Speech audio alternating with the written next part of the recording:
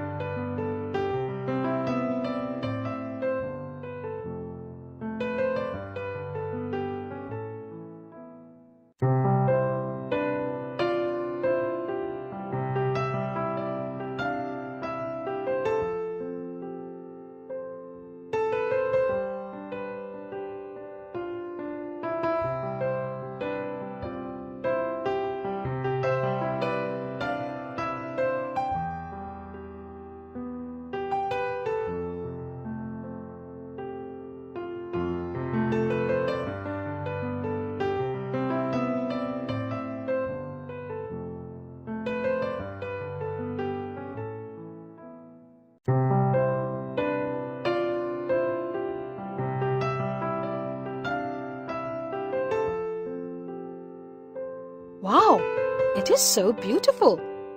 Now, take out the given puzzle set and play with your friends.